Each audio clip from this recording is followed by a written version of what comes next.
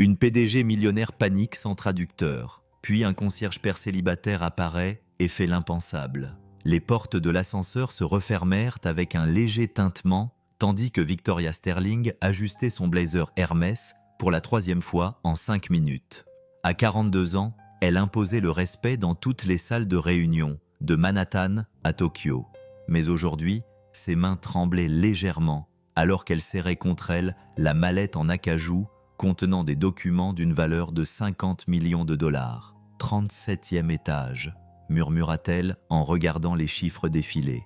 La réunion d'aujourd'hui avec la Chen Corporation allait soit lui permettre de conclure la plus grosse affaire de sa carrière, soit détruire tout ce qu'elle avait construit en 15 ans.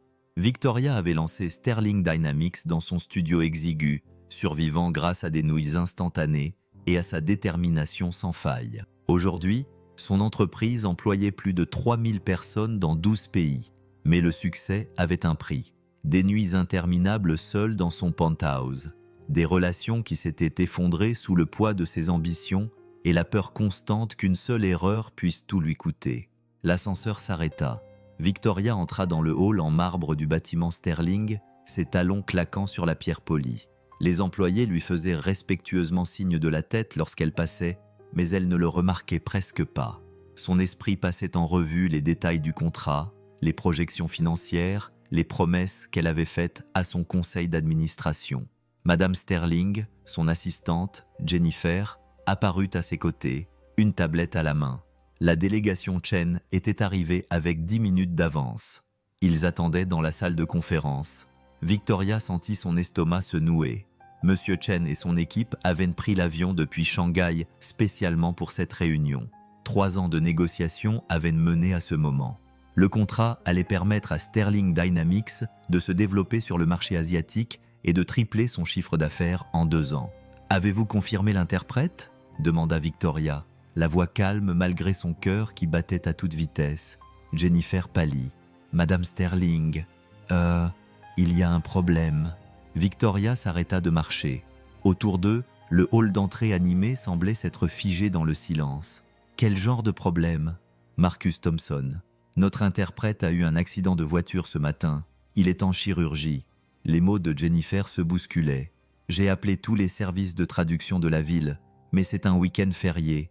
Personne n'a de spécialiste en mandarin disponible dans un délai aussi court. Le monde s'est mis à tourner. » Victoria serra la mallette si fort que ses jointures blanchirent. Monsieur Chen parlait très peu anglais. Il préférait mener les affaires sérieuses dans sa langue maternelle. Sans traduction adéquate, l'accord allait échouer. « Combien de temps avons-nous » demanda Victoria, laissant échapper un instant son masque de PDG. « 15 minutes avant qu'ils ne nous attendent dans la salle de conférence. » Victoria ferma les yeux, sentant le poids de 3000 emplois, de l'avenir de son entreprise et de sa propre réputation peser sur ses épaules. Elle s'était battue trop durement et avait fait trop de sacrifices pour laisser tout s'écrouler à cause d'un traducteur manquant. « Continuez d'appeler » ordonna-t-elle. « Proposez le double du tarif, le triple si nécessaire. Je vais les faire patienter d'une manière ou d'une autre. » Alors que Jennifer s'éloignait précipitamment, Victoria resta seule. Dans son royaume de marbre, regardant son empire vaciller au bord de l'effondrement, Miguel Santos poussait son chariot de nettoyage dans le couloir du 37e étage, fredonnant doucement. À 34 ans, ses mains burinées et ses yeux bienveillants racontaient l'histoire d'un homme qui avait appris à trouver de la joie dans les petits moments. Il travaillait de nuit chez Sterling Dynamics depuis maintenant 8 mois. Invisible pour la plupart des employés, mais reconnaissant envers ce travail. La photo encadrée glissée dans le compartiment supérieur de son chariot montrait une fillette de 7 ans aux dents écartées et aux nattes. Sa fille Sophia, chaque grincement de son chariot, chaque heure passée à nettoyer les sols, chaque chèque de paye déposé sur son compte épargne le rapprochait de son rêve. Ouvrir un petit restaurant où Sophia pourrait l'aider à servir de la vraie bouffe mexicaine à leur communauté. Miguel s'arrêta devant la salle de conférence A, remarquant la tension qui émanait du groupe d'hommes d'affaires asiatiques bien habillés à l'intérieur. Il reconnut Monsieur Chen, qu'il avait déjà vu lors de précédentes visites. Toujours poli, il laissait toujours un petit pourboire quand Miguel nettoyait son bureau temporaire. L'homme semblait maintenant frustré, regardant sans cesse sa montre de luxe au bout du couloir. Miguel aperçut Madame Sterling qui faisait les 100 pas près des ascenseurs. Il l'avait observée à distance à plusieurs reprises, admirant sa détermination et la façon dont elle traitait même le personnel de nettoyage avec un respect élémentaire. Ce soir, même si sa confiance habituelle semblait ébranlée, Miguel était arrivé au Texas il y a 12 ans avec Sofia, alors âgée de 2 ans, après que sa mère les ait abandonnés à Guadalajara.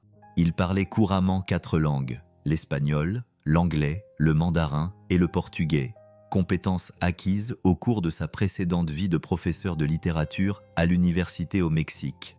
Mais les diplômes ne signifiaient rien sans les bons papiers, et il avait appris à ravaler sa fierté pour subvenir aux besoins de sa fille. Il continua à passer la serpillière, écoutant les bribes de conversation qui résonnaient depuis la salle de conférence. La délégation chinoise parlait en mandarin rapide, leur voix devenant de plus en plus agitée à chaque minute. « Nous avons assez attendu », disait M. Chen en chinois. « Si la Sterling Corporation ne peut pas faire preuve d'une courtoisie professionnelle élémentaire, peut-être que notre temps serait mieux utilisé ailleurs. » Les mains de Miguel se figèrent sur le manche de la serpillière. Il comprenait chaque mot. À travers la paroi vitrée de la salle de conférence, il vit Madame Sterling entrer avec son assistante.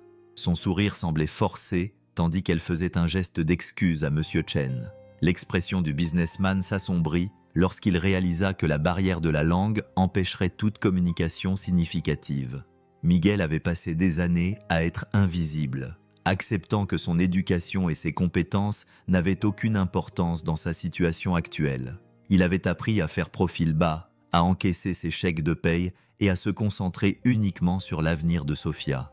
Mais en voyant cette scène se dérouler, en voyant les opportunités s'envoler à cause d'un simple problème de communication, quelque chose bougea dans sa poitrine. La voix de sa mère résonna dans sa mémoire. « Miguel, Dieu nous donne des capacités non seulement pour nous-mêmes, mais aussi pour aider les autres quand ils en ont le plus besoin. » La délégation chinoise était maintenant debout, rassemblant ses papiers. M. Chen s'exprima fermement en mandarin. « Nous retournerons à Shanghai demain.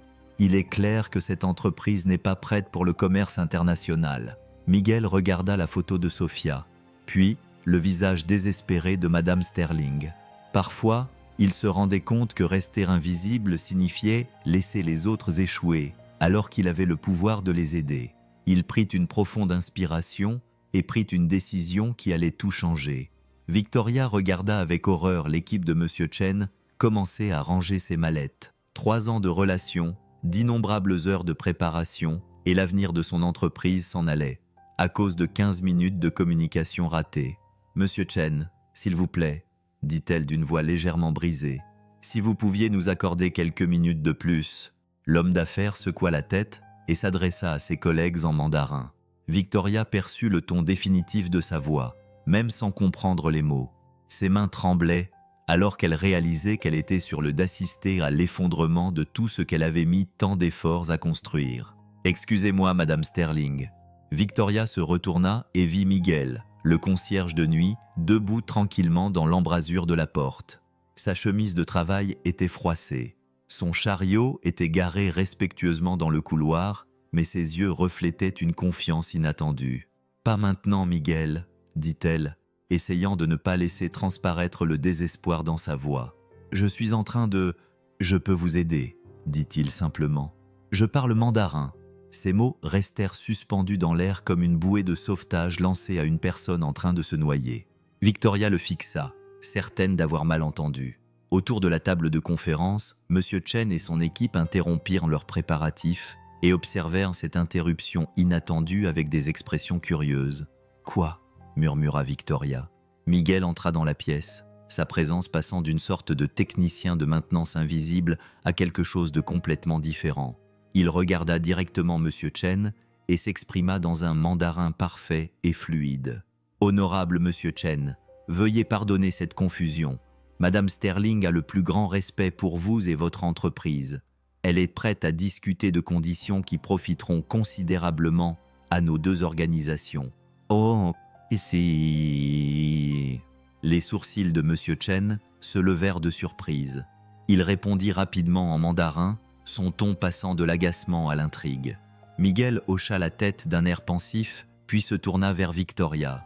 Monsieur Chen se dit impressionné que Sterling Dynamics emploie des personnes aux compétences diverses à des postes inattendus. Il est prêt à vous accorder 30 minutes pour présenter votre proposition, mais seulement si je fais office de traducteur.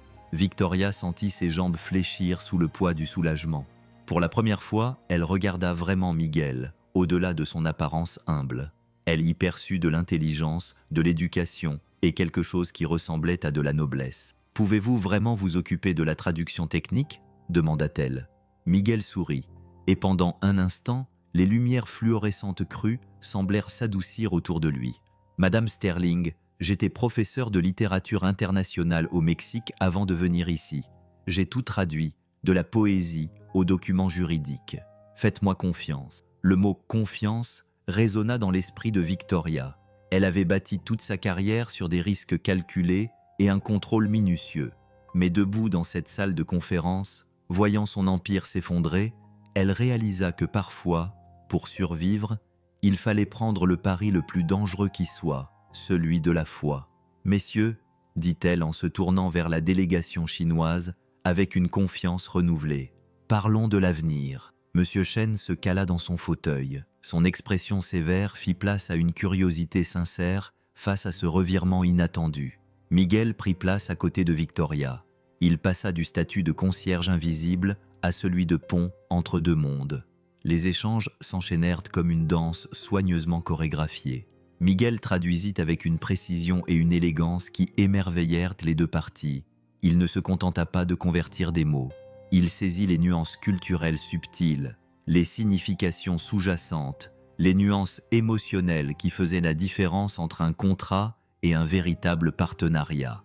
Madame Sterling tient à souligner que cette collaboration représente plus qu'un simple gain financier. Miguel l'explique à Monsieur Chen, en mandarin.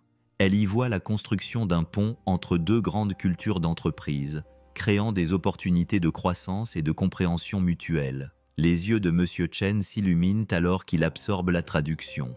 Il répond avec enthousiasme, en montrant les projections financières étalées sur la table en acajou. Monsieur Chen dit que dans la philosophie commerciale chinoise, les meilleurs partenariats se construisent sur le respect mutuel et une vision commune de l'avenir. Miguel a dit à Victoria qu'il était impressionné par l'engagement de votre entreprise envers la qualité et par votre dévouement personnel à comprendre les valeurs commerciales chinoises. Victoria s'est retrouvée captivée non seulement par les compétences linguistiques de Miguel, mais aussi par la façon dont il semblait comprendre intuitivement les deux cultures. Il anticipait les questions, clarifiait les termes complexes et offrait même un contexte culturel qui aidait les deux parties à éviter d'éventuels malentendus. Le calendrier de fabrication les préoccupe. Miguel l'a expliqué en privé à Victoria pendant une brève pause. Dans la culture d'entreprise chinoise, la précipitation suggère un manque de planification adéquate. Si vous pouvez mettre l'accent sur la préparation minutieuse qui a précédé ces calendriers, cela répondra à leur inquiétude sous-jacente. Victoria a acquiescé et a adapté sa présentation en conséquence. Alors qu'elle parlait de l'approche prudente de Sterling Dynamics en matière d'expansion, la traduction de Miguel a transmis non seulement ses mots, mais aussi sa conviction, sa passion et son engagement absolu envers l'excellence. L'associé de Monsieur Chen, Madame Li, s'est penchée en avant et a parlé rapidement en mandarin. Miguel écouta attentivement, puis sourit avant de traduire.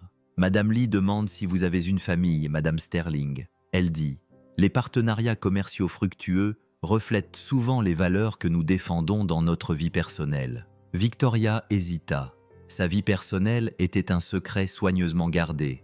La solitude, les sacrifices, les relations qui s'étaient fanées sous la pression de ses ambitions. Mais quelque chose dans le signe de tête encourageant de Miguel lui donna le courage d'être honnête. « J'ai consacré ma vie à bâtir cette entreprise, dit-elle. Peut-être trop. J'ai appris que le succès ne signifie rien si vous n'avez personne avec qui le partager. » La traduction de Miguel avait une profondeur émotionnelle qui surprit Victoria. Monsieur Chen répondit avec chaleur, partageant qu'il avait lui aussi eu du mal à trouver un équilibre entre le succès professionnel et les relations familiales, et qu'il avait appris à apprécier les personnes qui comprenaient à la fois l'importance de la réussite et le coût de sa poursuite. Au fur et à mesure que la réunion avançait, Victoria a commencé à voir Miguel différemment. Il ne s'agissait pas seulement de ses compétences linguistiques. Il possédait une intelligence émotionnelle, une sensibilité culturelle et une aptitude naturelle à la diplomatie qui avait transformé un désastre potentiel en quelque chose de positif. « C'est presque magique, Madame Sterling », a déclaré M. Chen dans un anglais soigné à la fin des négociations officielles. « Votre traducteur est une personne très spéciale.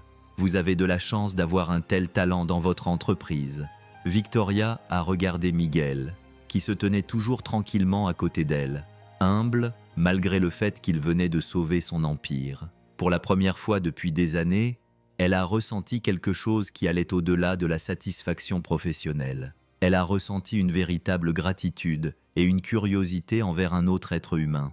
Les contrats ont été signés alors que le soleil se couchait sur Dallas, baignant la salle de conférence d'une lumière dorée. 2 jours plus tard, Victoria se tenait dans son bureau d'angle, contemplant la ligne d'horizon de Dallas tout en tenant le dossier personnel de Miguel. Le mince dossier contenait des informations de base. Miguel Santos, 34 ans, embauché comme agent d'entretien de nuit il y a 8 mois. Contact d'urgence. Sofia Santos, 7 ans. Ce qu'il ne contenait pas, c'était l'histoire de l'homme qui avait sauvé son entreprise. Jennifer, appela-t-elle son assistante, demandez à Miguel Santos de venir dans mon bureau quand il commencera son service ce soir. La femme de ménage, Jennifer, eut l'air perplexe. Y a-t-il un problème avec son travail? Non, répondit Victoria doucement. Aucun problème. Ce soir-là, Miguel frappa à la porte de son bureau, vêtu de son uniforme de travail habituel, mais avec la dignité tranquille dont elle avait été témoin lors de la réunion avec Chen. Derrière lui, les lumières du bâtiment Sterling scintillaient comme des étoiles à travers les hautes baies vitrées. « Vous vouliez me voir, Madame Sterling ?» Sa voix avait le même ton respectueux qu'il avait toujours utilisé. Mais maintenant, elle percevait l'éducation qui se cachait derrière. « Assieds-toi, Miguel. » Victoria lui indiqua le fauteuil en cuir en face de son bureau. « Je pense qu'on doit parler. » Miguel s'assit sur le bord du fauteuil, visiblement mal à l'aise dans le bureau luxueux. Victoria remarqua ses mains fortes, usées par le travail, mais fermes. Les mains d'un homme qui n'avait jamais cessé de se battre pour ce qui comptait le plus. « Parle-moi de Sofia », dit-elle doucement. L'attitude de Miguel s'adoucit complètement. « Ma fille, elle a 7 ans, elle est en CE1 à l'école Lincoln, elle est super intelligente, elle veut être vétérinaire quand elle sera grande. » Il sortit son téléphone et le montra à Victoria. Une photo récente d'une jolie petite fille aux yeux brillants et au sourire radieux. Et sa mère partie, ce simple mot portait des années de souffrance. Elle était partie quand Sofia avait 2 ans, disant qu'elle n'était pas prête à assumer cette responsabilité. Miguel serra les mâchoires. « J'ai amené Sofia ici depuis le Mexique, dans l'espoir de meilleures opportunités. Ça a été plus dur que je ne le pensais. » Victoria a observé cet homme qui avait transformé sa crise en triomphe tout en portant son propre lourd fardeau. « Miguel, tu as sauvé mon entreprise. Ce contrat avec Chen Corporation vaut 50 millions de dollars. Pourquoi ne m'as-tu pas parlé de ton passé, de ton éducation ?» Miguel a baissé les yeux vers ses mains. « Madame Sterling, dans votre monde, je suis invisible. Un concierge avec un accent, sans papier pour prouver qui j'étais avant. J'ai appris qu'il était plus facile de faire profil bas, de faire mon travail et de me concentrer sur l'avenir de Sofia pour qu'elle ait une vie meilleure que la mienne. Qui étiez-vous avant ?» Victoria se pencha en avant. « Que faisiez-vous au Mexique ?» J'étais professeur de littérature internationale à l'université de Guadalajara. Je me suis spécialisé dans la communication interculturelle et la traduction. J'ai publié 3 livres sur les ponts linguistiques entre les cultures. Sa voix trahissait une trace de la fierté qu'il avait connue autrefois. Mais ici, sans diplôme reconnu, sans les bonnes relations, je ne suis que Miguel, le concierge. Victoria sentit quelque chose se briser dans sa poitrine. Voici un homme aux capacités remarquables, travaillant de nuit, nettoyant les sols, tout ça pour subvenir aux besoins de sa fille. Pendant ce temps, elle était entourée de consultants et de conseillers hautement rémunérés qui étaient incapables de résoudre une simple crise de traduction. « Miguel, dit-elle avec précaution, et si je vous disais que cela pourrait changer ?» Il leva les yeux, une lueur d'espoir brillant dans ses yeux sombres avant que la prudence ne reprenne le dessus. Madame Sterling, j'apprécie votre proposition, mais non, l'interrompit-elle. Et si je vous disais que Sterling Dynamics est sur le de se développer à l'international et que nous avons besoin de quelqu'un qui comprenne non seulement les langues, mais aussi les cultures, quelqu'un qui puisse établir des ponts entre différents mondes commerciaux. Miguel la fixa, osant à peine respirer. Je vous offre un poste de directeur de la communication internationale, avec tous les avantages sociaux, un salaire compétitif et surtout, Victoria marqua une pause, voyant les larmes monter aux yeux de Miguel. Une chance d'utiliser toutes ces capacités que vous avez cachées. Miguel resta assis, stupéfait, digérant ces mots qu'il n'aurait jamais osé imaginer entendre. Directeur de la communication internationale. Cela semblait venir d'une autre vie, du monde qu'il avait laissé derrière lui au Mexique. « Madame Sterling, je ne sais pas quoi dire », murmura-t-il. « Dis oui », répondit Victoria, surprise par l'émotion dans sa propre voix. « Miguel, cette nuit-là, dans la salle de conférence, tu n'as pas seulement traduit des mots, tu as traduit des rêves, des aspirations, des valeurs culturelles. Tu as transformé un désastre potentiel en fondation de quelque chose de magnifique. Ce n'est pas seulement une compétence, c'est un don. » Miguel pensa à Sofia qui dormait dans leur petit appartement, ses devoirs étalés sur la table de la cuisine. Il pensa aux nuits où il avait fait des doubles gardes pour payer ses fournitures scolaires, aux rêves qu'il avait mis de côté pour assurer son avenir. Et maintenant, tout à coup, ses propres rêves lui étaient rendus. Le salaire, commença-t-il avec hésitation. 85 000 $ pour commencer, avec des primes de performance liées à la réussite de partenariats internationaux. Une assurance maladie pour vous et Sofia, un fonds pour ses études universitaires, et Victoria fit une pause, observant sa réaction. Une prime à la signature pour t'aider à t'installer dans ton nouveau poste. Les mains de Miguel tremblaient. En 8 mois de travail de concierge, il avait à peine économisé 3 000 $ pour réaliser son rêve d'ouvrir un restaurant. Cette opportunité allait changer non seulement sa vie, mais aussi tout l'avenir de Sofia. « Il y a une condition », a continué Victoria. « La Chen Corporation a spécifiquement demandé que tu t'occupes de toutes les communications futures avec leur entreprise. Ils ont été tellement impressionnés par ta sensibilité culturelle qu'ils veulent que tu t'impliques personnellement dans le développement du partenariat. Ils m'ont spécifiquement demandé de t'envoyer. » La voix de Miguel se brisa légèrement. « Miguel, tu leur as donné le sentiment d'être compris. Dans le commerce international, ça vaut plus que de l'or. » Victoria se leva et se dirigea vers la fenêtre, regardant les lumières de la ville. « Tu sais, j'ai bâti cette entreprise en reconnaissant le talent partout où je le trouvais.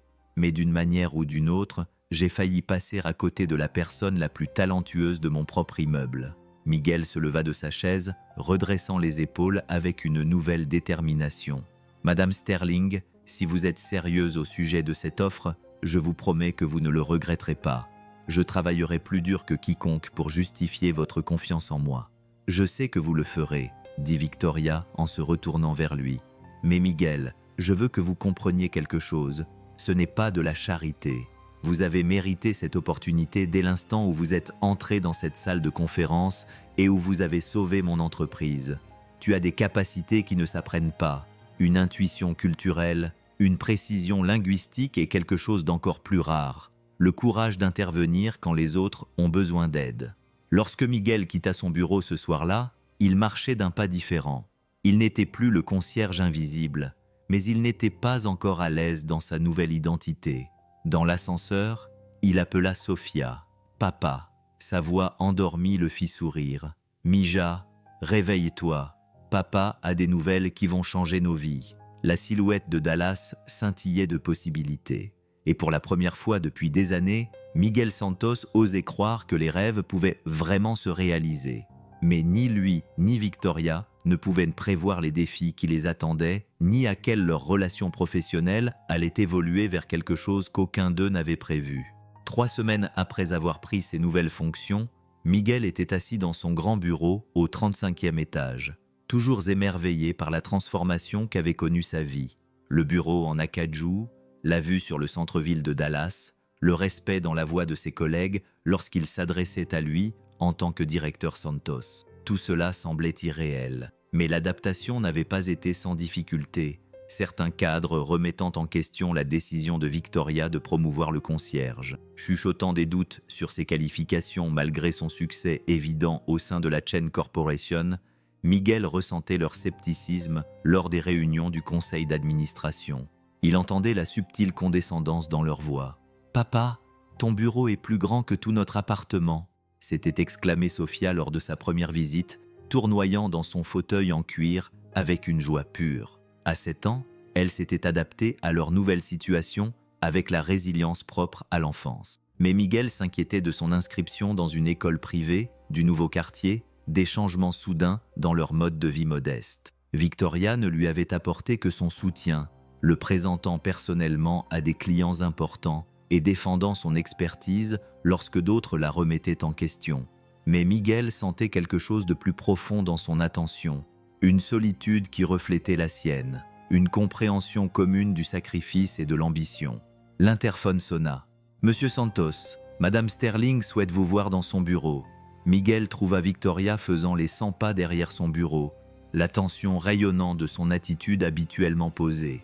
Des rapports financiers étaient éparpillés sur son bureau et ses cheveux, d'habitude parfaits, montraient des signes de stress. « Miguel, on a un problème, » dit-elle sans préambule. « L'expansion à Francfort est en train de s'effondrer. Nos partenaires allemands menacent de se retirer des négociations de fusion. » Miguel eut un coup au cœur. L'accord de Francfort était leur deuxième grande entreprise internationale, d'une valeur de près de 30 millions de dollars, et crucial pour établir Sterling Dynamics sur le marché européen. « Que s'est-il passé ?»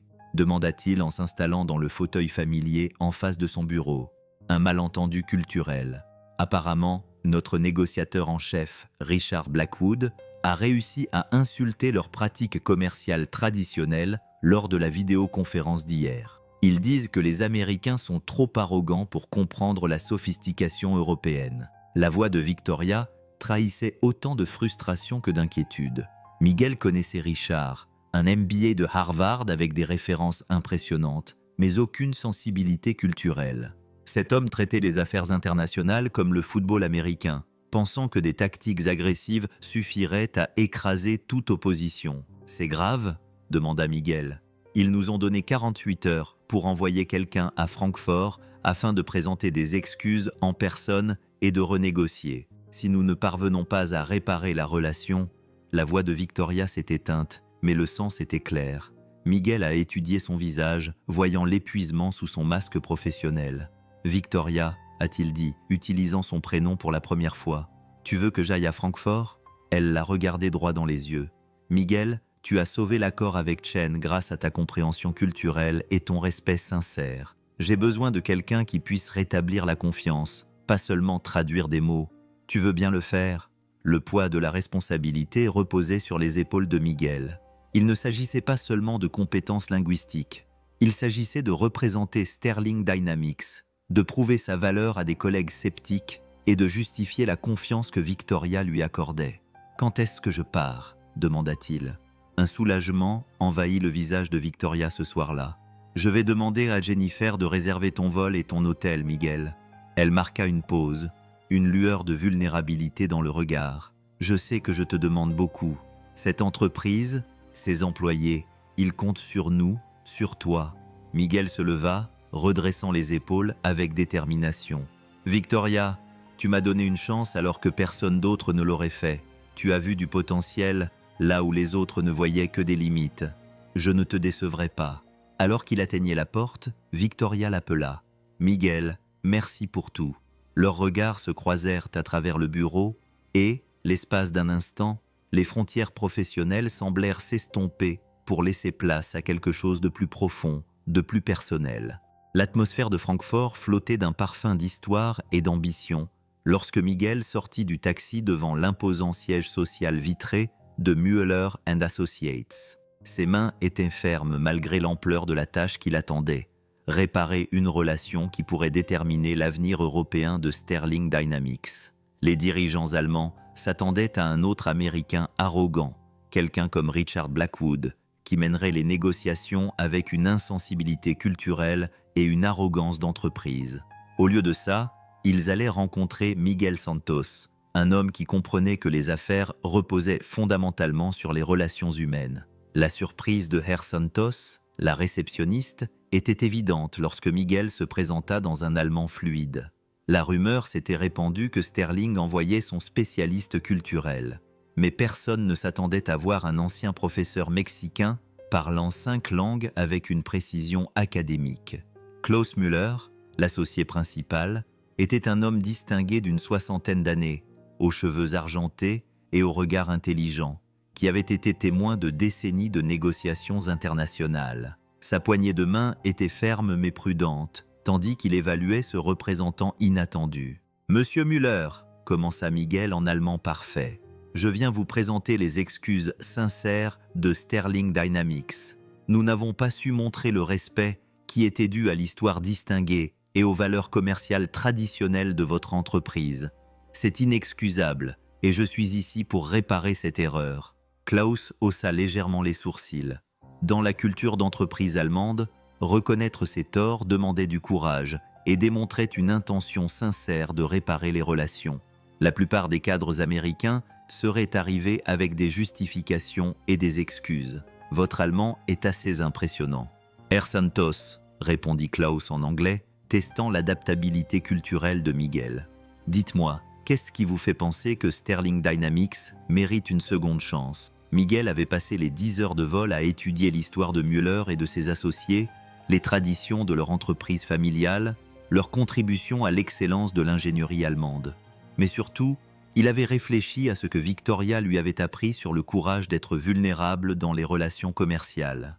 Monsieur Müller, l'excellence n'est pas une question de perfection. Il s'agit d'apprendre de ses erreurs et de montrer qu'on évolue. Sterling Dynamics a commis une erreur de jugement, mais nos valeurs fondamentales correspondent aux vôtres. La qualité, l'intégrité et le respect du partenariat. Miguel fit une pause, croisant directement le regard de Klaus. Je ne suis pas ici pour trouver des excuses. Je suis ici pour vous montrer qui nous sommes vraiment. Au cours des 4 heures qui suivirent, Miguel rétablit patiemment la confiance grâce à une conversation sincère, à sa sensibilité culturelle et à sa connaissance approfondie des pratiques commerciales allemandes. Il parla de son propre parcours, de professeur à concierge, puis à directeur international, démontrant comment Sterling Dynamics reconnaissait et valorisait le talent, quelle que soit son origine. Au Mexique, on a un dicton que Miguel a partagé pendant le déjeuner dans le restaurant traditionnel préféré de Klaus. Au Mexique, on dit « La confiance se gagne goutte à goutte. La confiance se construit goutte à goutte. J'espère qu'aujourd'hui, on a commencé ce processus. » Klaus a souri pour la première fois de la journée. Herr Santos, en 40 ans de commerce international, j'ai rarement rencontré quelqu'un qui comprenne que les relations comptent plus que les contrats. Votre Victoria Sterling a raison de vous confier cette mission. Le soir venu, des accords préliminaires ont été conclus et Klaus a invité Miguel à dîner avec sa famille. Un honneur rarement accordé à des partenaires commerciaux. Alors qu'ils se serraient la main à la sortie du restaurant, Klaus s'est exprimé en allemand. Dites à Madame Sterling que Müller & Associates se réjouit d'un long partenariat avec Sterling Dynamics et Herr Santos. Vous m'avez donné l'espoir que les affaires américaines évoluent pour le mieux. Miguel a appelé Victoria depuis son hôtel ce soir-là, la voix fatiguée mais triomphante. L'accord de Francfort est de nouveau sur les rails, a-t-il annoncé. Klaus veut se rendre à Dallas le mois prochain pour finaliser tout ça. Miguel, tu es incroyable. La voix de Victoria était chargée d'émotion. Cela allait au-delà de la gratitude professionnelle. Je ne sais pas comment te remercier, Victoria, a dit Miguel doucement. Nous sommes partenaires dans ce projet. Ta vision, mon exécution. Ensemble, on construit quelque chose de spécial. Après avoir raccroché, Miguel s'est tenu à la fenêtre de son hôtel. En regardant les anciennes flèches de Francfort illuminées dans le ciel nocturne, il a pensé à Sofia qui dormait à Dallas et à Victoria, probablement encore en train de travailler tard dans son bureau pour la première fois depuis qu'elle avait quitté le Mexique. Il avait le sentiment d'appartenir vraiment à un endroit. Le succès à Francfort a transformé du jour au lendemain la position de Miguel au sein de Sterling Dynamics. Les collègues qui avaient chuchoté leurs doutes lui demandaient désormais conseil sur les projets internationaux. L'équipe de direction, autrefois sceptique quant à la décision de Victoria, a commencé à le qualifier d'arme secrète dans les négociations à l'étranger. Mais le succès a entraîné des pressions inattendues, Miguel se retrouvant à voyager sans arrêt entre Londres, Tokyo et São Paulo pour nouer des relations et conclure des accords qui auraient été impossibles sans son expertise culturelle. Chaque victoire renforce la réputation internationale de Sterling Dynamics, tout en l'éloignant de la vie simple qu'il chérissait autrefois. « Papa, tu as raté ma pièce de théâtre à l'école », lui dit Sofia doucement un soir, quand Miguel revint d'une semaine à Singapour. Ces mots le touchèrent plus profondément que toutes les critiques professionnelles qu'il avait jamais reçues. « Je suis vraiment désolé, Mija. » Miguel s'agenouilla à côté de son lit, le cœur lourd de culpabilité. « Papa travaille très dur pour nous offrir une vie meilleure, mais je ne veux pas manquer les moments importants. » Sofia, d'une sagesse rare pour ses 7 ans, observa le visage fatigué de son père. « Papa, on est riche maintenant ?» La question le surprit. Ils avaient déménagé dans un quartier plus agréable. Sofia allait dans une école privée et leurs soucis financiers avaient disparu. Mais la richesse semblait insignifiante comparée aux histoires manquées avant de se coucher et aux chaises vides lors des événements scolaires. « On est à l'aise, ma chérie, mais le plus important n'a pas changé. Papa t'aime plus que tout au monde. » Pendant ce temps, Victoria était aux prises avec ses propres émotions inattendues. Le succès de Miguel avait dépassé toutes les attentes, mais leur partenariat professionnel évoluait vers quelque chose qui l'effrayait et l'excitait à la fois. Elle se surprenait à attendre avec impatience son retour de voyage, à solliciter son avis sur des sujets autres que les affaires internationales, à partager des pensées personnelles qu'elle n'avait jamais révélées à personne. « Tu es différente avec lui ?» observa Jennifer un après-midi, en surprenant Victoria en train de sourire en lisant l'email de Miguel envoyé depuis Milan. « Que veux-tu dire ?» demanda Victoria en essayant de paraître désinvolte. « Tu es plus douce, plus heureuse. Je travaille pour toi depuis 5 ans et je ne t'ai jamais vu rayonner autant que lorsque Monsieur Santos entre dans une pièce. » Victoria se tourna vers la fenêtre, cachant le rouge qui lui montait aux joues. Jennifer avait raison, mais admettre ses sentiments pour Miguel lui donnait l'impression de franchir une ligne qui pourrait compliquer tout ce qu'ils avaient construit ensemble. La situation se compliqua encore lorsque Miguel revint d'Italie avec une nouvelle qui allait mettre à l'épreuve leurs limites professionnelles et personnelles. « Victoria, j'ai quelque chose à te dire », dit Miguel, debout dans l'embrasure de la porte de son bureau, tard un vendredi soir. Le bâtiment était vide, à part eux, ce qui créait une intimité qui faisait battre le cœur de Victoria. Les négociations à Milan s'étaient parfaitement déroulées, mais Miguel hésitait, passant la main dans ses cheveux. « Carlo Rosini m'a proposé un poste dans son entreprise, celui de directeur des opérations européennes basé à Rome. Le salaire est… » Il cita un chiffre qui coupa le souffle à Victoria. « Miguel, » murmura-t-elle, sentant le sol se dérober sous ses pieds. « Je ne lui ai pas encore donné de réponse. » Miguel poursuivit rapidement. « Je lui ai dit que j'avais besoin de temps pour réfléchir, en discuter avec. » Il fit une pause, croisant son regard, les personnes qui comptent le plus pour moi. Victoria se leva lentement, son instinct professionnel en conflit avec les émotions qu'elle avait enfouies pendant des mois. Perdre Miguel serait dévastateur pour l'expansion internationale de Sterling Dynamics, mais l'idée de le perdre personnellement lui semblait infiniment pire. « Que veux-tu faire ?» demanda-t-elle d'une voix à peine audible. Miguel s'approcha, suffisamment près pour qu'elle puisse sentir son parfum. Elle vit la fatigue et la confusion dans ses yeux sombres. « Victoria, j'ai réfléchi à ce que signifie vraiment le succès. Il y a 6 mois, j'étais invisible. Je nettoyais des sols pour subvenir aux besoins de ma fille. Aujourd'hui, j'ai des opportunités que je n'aurais jamais imaginées. Mais Victoria savait qu'il y avait plus. Mais je rate l'enfance de Sofia. Et je… » La voix de Miguel se réduisit à un murmure. « Je tombe amoureux de quelqu'un que je ne peux pas avoir. » Les mots restèrent suspendus entre eux comme un pont. Aucun des deux n'était sûr de devoir le traverser. Le cœur de Victoria s'arrêta de battre à la confession de Miguel. L'air dans son bureau semblait électrique, chargé de mois d'attirance tacite et de limites professionnelles soigneusement maintenues. Dehors, Dallas scintillait dans l'obscurité, mais tout ce qu'elle voyait, c'était la vulnérabilité dans les yeux de Miguel. « Miguel », commença-t-elle, mais il s'approcha, sa main se tendant vers son visage avant de s'arrêter. « Je sais que ça complique tout, dit-il, son accent plus prononcé par l'émotion. Je sais que tu es ma patronne, qu'il y a des règles, des attentes. Mais Victoria, ce qu'on a, c'est plus qu'un partenariat commercial. Tu le ressens aussi. Victoria avait bâti sa carrière sur le contrôle, en séparant ses émotions de ses décisions professionnelles. Mais là, face à l'honnêteté brute de Miguel, elle sentit les murs qu'elle avait soigneusement construits s'effondrer. « Oui », murmura-t-elle, « je le ressens. » Miguel ferma brièvement les yeux, le soulagement et la peur se lisant sur son visage. « Alors, qu'est-ce qu'on fait ?» demanda-t-il avant que Victoria n'ait le temps de répondre. Son téléphone sonna sur la ligne d'urgence que seule l'école de Sofia et quelques clients importants possédaient. Miguel se tendit immédiatement, conscient de la crise potentielle.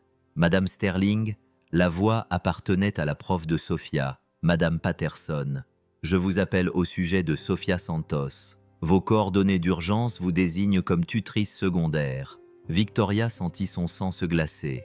Miguel avait ajouté son nom au dossier scolaire de Sofia après qu'elle ait passé une soirée à aider Sofia pour un projet de science, mais elle ne s'était jamais attendue à ce qu'il y ait un problème. Victoria demanda, mettant le haut-parleur pour que Miguel puisse entendre. Sofia s'est effondrée pendant la récréation. Nous avons appelé une ambulance et ils l'emmènent au centre médical pour enfants. Son père ne répond pas au téléphone. Miguel attrapa le téléphone de Victoria. « Ici, Miguel Santos. Qu'est-il arrivé à ma fille ? Monsieur Santos, Dieu merci. Sofia a eu une sorte de crise. Les ambulanciers ont dit qu'elle était stable, mais ils ont besoin de vous à l'hôpital immédiatement. Les images se confondent dans un cauchemar d'hôpital. Les médecins s'affairaient, et Miguel priait, et Miguel prie désespérément en espagnol pendant qu'ils attendent les résultats des examens. Victoria reste à ses côtés, lui tenant la main quand le chagrin l'accable, passant des coups de fil pour s'assurer que les meilleurs pédiatres l'examinent. Monsieur Santos, le docteur Emily Chen, qui n'a aucun lien avec leur partenaire commercial, sort de la chambre de Sofia avec une expression douce. « Votre fille va s'en sortir. Elle a eu une convulsion fébrile causée par une grave infection de l'oreille. Ça a l'air grave, mais c'est en fait assez courant chez les enfants de son âge. » Miguel s'est effondré de soulagement.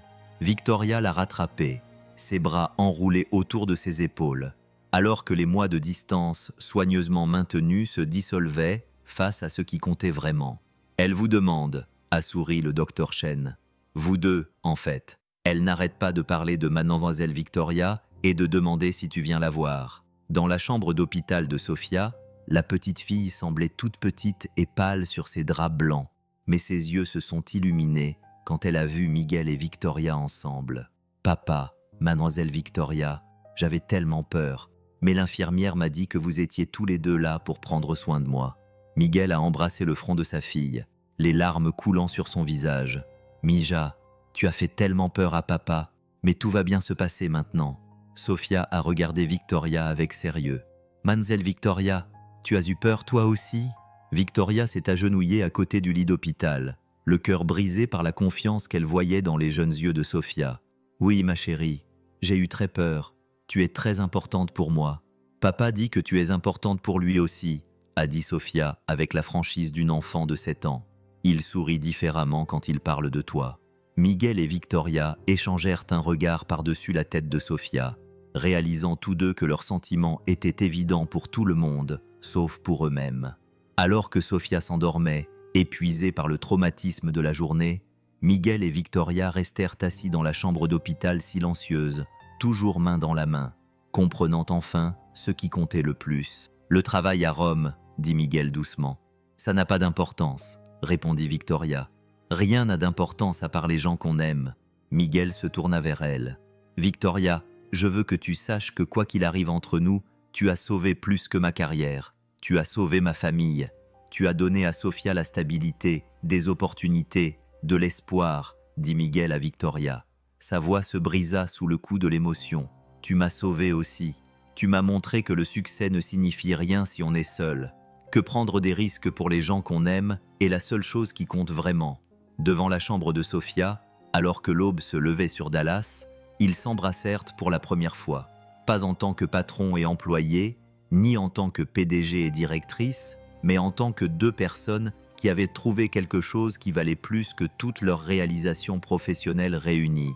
2 mois après l'épisode à l'hôpital de Sofia, Sterling Dynamics fut confronté à sa plus grande crise à ce jour. Une tentative de rachat hostile par Blackstone Industries menaçait de détruire tout ce que Victoria avait construit, les Raiders offrant aux actionnaires des profits immédiats en échange de l'âme de l'entreprise. Ils offrent 30% de plus que la valeur marchande, expliqua l'avocat de Victoria lors d'une réunion d'urgence du conseil d'administration. À moins que nous ne puissions présenter une alternative convaincante, les actionnaires voteront en faveur du rachat dans 3 jours. Victoria était assise en bout de la grande table de conférence, entourée des membres du conseil d'administration dont la loyauté vacillait au gré des cours de la bourse. Certains d'entre eux la soutenaient depuis des années, mais un rendement de 30% l'emportait sur les sentiments. « Il doit y avoir une autre option », a-t-elle dit, la voix calme malgré l'agitation qui régnait dans sa poitrine. « Il y en a une », a répondu Harold Winters, membre du conseil d'administration et vétéran aux cheveux gris des batailles d'entreprise. L'offre de Blackstone part du principe que Sterling Dynamics est principalement une entreprise nationale, mais notre expansion internationale, en particulier nos partenariats en Asie et en Europe, représente une valeur qu'ils n'ont pas calculée. Tous les regards se sont tournés vers Miguel, qui examinait tranquillement les projections financières. Sa transformation de concierge à cadre supérieur était devenue légendaire au sein de l'entreprise. Mais maintenant, cette réputation allait être mise à l'épreuve sous une pression extrême. Victoria demanda à Miguel « Qu'en pensez-vous » Miguel a captivé l'attention de la salle avec une autorité nouvelle. Blackstone considère Sterling Dynamics comme une simple entreprise américaine à démanteler et à vendre. Ils ne comprennent pas que nous sommes devenus bien plus qu'une organisation véritablement internationale fondée sur des relations et pas seulement sur des contrats. Il passa à l'écran de présentation, affichant les accords de partenariat et les projections de revenus qui dépeignaient une croissance exponentielle. À lui seul, le partenariat avec Chain Corporation générera 100 millions de revenus sur 5 ans. L'Alliance Mueller nous ouvre toute l'Europe centrale à notre expansion. Le partenaire milanais nous donne des capacités de fabrication que Blackstone ne pourrait pas reproduire en une décennie. La voix de Miguel se faisait plus forte à chaque, mais plus important encore, ses partenaires nous ont choisis pour la confiance, la compréhension culturelle et les relations personnelles. Blackstone ne peut pas acquérir ces atouts, ils ne peuvent que les détruire. Harold se pencha en avant, intrigué. « Quoi ? Que proposes-tu ? Au lieu de vendre à Blackstone, nous accélérons notre expansion internationale. J'ai obtenu l'engagement de partenaires dans 12 pays qui sont prêts à investir directement dans Sterling Dynamics, non pas dans le cadre d'un rachat, mais d'un véritable partenariat mondial qui nous rend trop précieux pour être acquis et trop fort pour être intimidés. » Victoria ressentit une vague de fierté et d'amour en voyant Miguel dominer la salle. C'était l'homme dont elle était tombée amoureuse. Brillant, passionné, n'ayant pas peur de se battre pour ce qui comptait le plus. « Les chiffres sont bons », dit la directrice financière Patricia Goldman, après avoir étudié les projections de Miguel. « Si seulement la moitié de ces engagements internationaux se concrétisent, on dépassera l'offre de Blackstone tout en gardant le contrôle de l'entreprise. Il y a une condition, a poursuivi Miguel, les yeux dans les yeux de Victoria, de l'autre côté de la table. Cette stratégie nécessite un engagement total en faveur du développement international. Nous cessons d'être une entreprise américaine qui fait des affaires à l'étranger pour devenir une entreprise mondiale dont le siège se trouve à Dallas. » La salle du conseil est devenue silencieuse, tandis que les membres prenaient conscience de l'ampleur de cette transformation. Victoria a compris que Miguel ne proposait pas seulement une stratégie commerciale.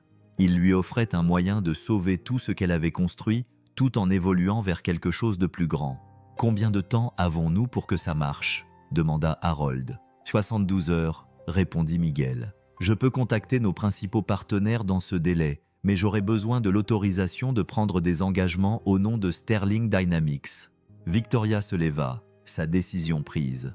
Le conseil votera demain matin. Ce soir, Miguel a toute autorité pour négocier en notre nom. Alors que la réunion se divisait en petits groupes stratégiques, Victoria et Miguel se retrouvèrent seuls dans son bureau. Le poids de l'avenir de l'entreprise pesait sur eux. « Êtes-vous sûr de vous ?» demanda Victoria. « Si ça échoue, on coulera tous les deux. » Miguel prit ses mains dans les siennes. Son contact le rassura. « Victoria, il y a 6 mois, J'étais invisible. Je poussais un chariot de nettoyage dans ces mêmes couloirs. Tu as vu en moi quelque chose que personne d'autre n'avait vu. Tu m'as donné la chance de devenir ce que j'étais destiné à être. » Il fit une pause, la voix chargée d'émotion. « Maintenant, je te demande de me faire confiance une fois de plus, pas seulement pour ton entreprise, mais pour notre avenir. Ce sont les tiens, les miens et ceux de Sofia. » Victoria l'attira vers elle et posa son front contre le sien. « Miguel, je n'ai jamais fait confiance à quelqu'un comme je te fais confiance. Sauve notre entreprise, sauve nos rêves. » Alors que Miguel se préparait pour les 72 heures les plus importantes de sa vie professionnelle, Victoria réalisa qu'entre cette première nuit désespérée dans la salle de conférence et cet instant, elle avait trouvé quelque chose de plus précieux que n'importe quel empire commercial, un partenaire qui se battrait à ses côtés, quels que soient les défis à relever. Les 72 heures suivantes se déroulèrent comme une symphonie de diplomatie internationale parfaitement orchestrée. Miguel a à peine dormi, coordonnant des appels sur 12 fuseaux horaires, parlant en 5 langues et faisant appel à toutes les relations qu'il avait nouées au cours des derniers mois. Miguel, en tant que directeur des communications internationales, obtint d'abord l'engagement de Klaus Müller. Air Santos Müller & Associates investira 5 millions de dollars dans l'expansion européenne de Sterling Dynamics. Votre intégrité et votre sensibilité culturelle nous ont convaincus que ce partenariat profitera à nos deux entreprises pour des générations. Chen Wei a suivi quelques heures plus tard en offrant 10 millions pour les droits de développement exclusifs en Asie du Sud-Est. Miguel, a-t-il dit en mandarin lors de leur appel vidéo, « Vous et Madame Sterling comprenez que les affaires consistent à établir des ponts entre les gens et pas seulement à réaliser des marges bénéficiaires. Nous voulons faire partie de votre vision mondiale. » Les uns après les autres, des partenaires en Italie, au Brésil, en Corée du Sud et au Canada ont promis leur soutien. Mais la percée est venue d'une source inattendue. Roberto Vasquez, PDG de Latina Solutions, qui avait entendu parler de l'histoire de Miguel par le biais des réseaux industriels. Miguel Roberto a dit pendant leur conversation téléphonique tard dans la nuit « Vous représentez quelque chose d'important. Le rêve américain qui évolue pour accueillir les talents du monde entier. Latina Solutions va investir 15 millions dans Sterling Dynamics.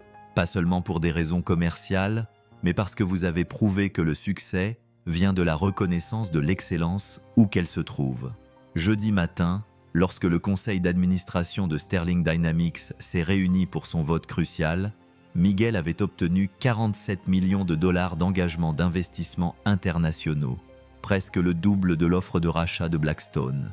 Victoria s'est présentée devant les membres du conseil d'administration, la voix forte et confiante. « Mesdames et messieurs, nous avons le choix. Nous pouvons accepter l'offre de Blackstone et les regarder démanteler tout ce que nous avons construit, ou nous pouvons embrasser l'avenir. Miguel a créé pour nous une entreprise véritablement mondiale, fondée sur les relations, la confiance et des valeurs communes. Le vote a été unanime. Sterling Dynamics resterait indépendante.